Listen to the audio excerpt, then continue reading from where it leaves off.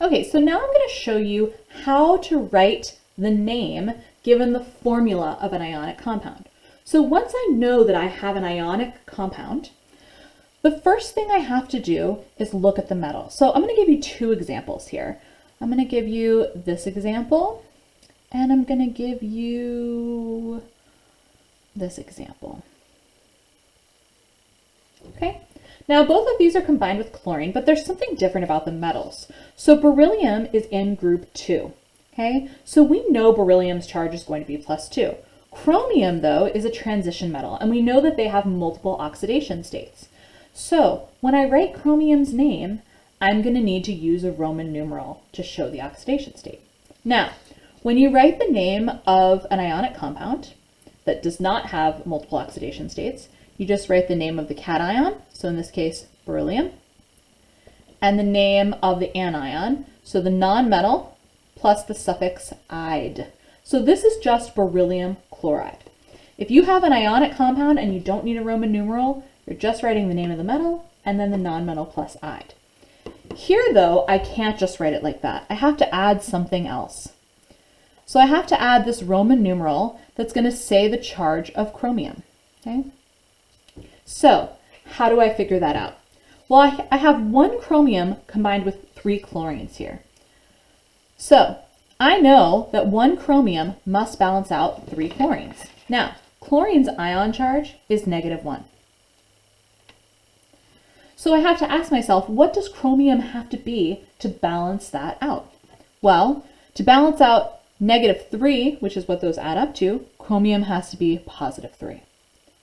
So when I write the name of this compound, I would call it chromium 3 chloride, because that Roman numeral represents the charge of the metal ion. Let me show you a couple more examples. All right, so let's look at these two.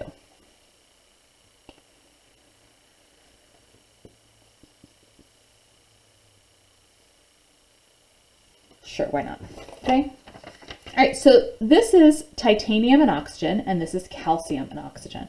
Both of these are ionic, and we know that because both titanium and calcium are metals, and oxygen's a nonmetal. So remember, we have an ionic compound when we combine a metal with a nonmetal.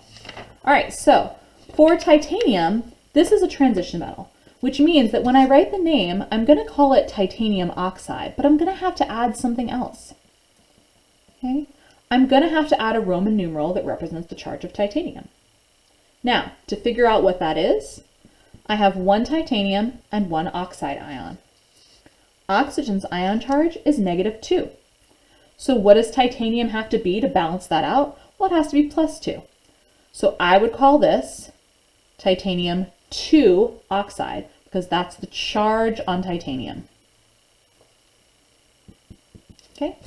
Now here, calcium oxide, calcium does not have multiple oxidation states. Elements in group 1 and 2 and aluminum don't have multiple oxidation states. There's a couple other examples, but don't worry too much about those right now, or exceptions rather.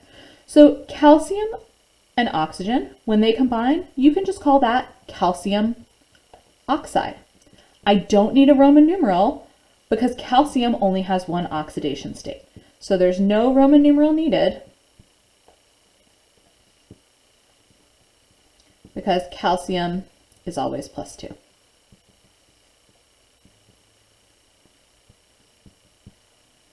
Okay, I'm going to do another video to go over covalent, and then I'm also going to do a video that shows how to figure out all of them when they're all mixed together. So make sure to keep watching if you're having a little bit of trouble.